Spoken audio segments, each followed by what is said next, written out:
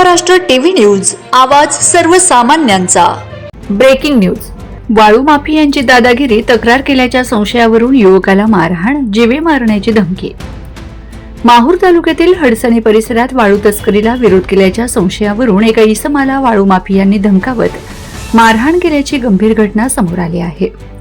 या प्रकरणी संबंधित चौघांविरुद्ध पोलिसात नॉन कॉन्झिजेबल NCR गुन्हा नोंद करण्यात आला आहे।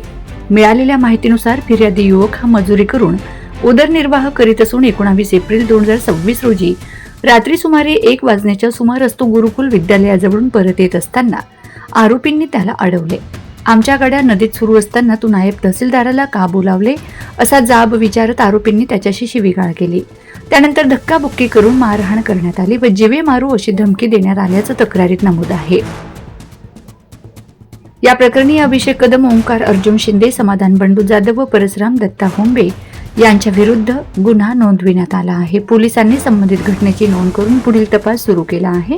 दरम्यान तालुक्यात अवैध वाळू उपशाचा मुद्दा पुन्हा ऐरणीवर आला असून प्रशासनाने याकडे गांभीर्याने लक्ष देऊन कठोर कारवाई करावी अशी मागणी स्थानिकांकडून होत आहे। वंदे महाराष्ट्र टीव्ही मीडिया प्रतिनिधी अनिल बंगाळी, नांदेड। तू काय म्हणला अनमाळ फाट्यावर? मी काल मी येतं लग्नाच्या जाई कोण? अरे तू काय म्हणला? हे याचा इलेट येता आला कोण नाही? तू माऊरलाय बाबा, दादा समजू नको तू। मारायला येत जीवानं घरी येऊन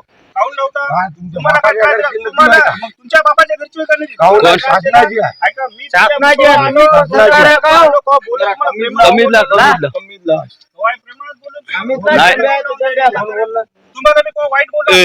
इकडे बोल, इकडे रेकॉर्डिंग करायला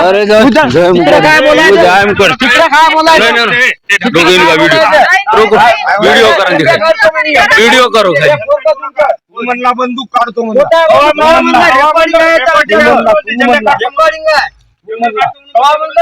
खाली व्हिडिओ करो इनका अभी सुबह को इनका।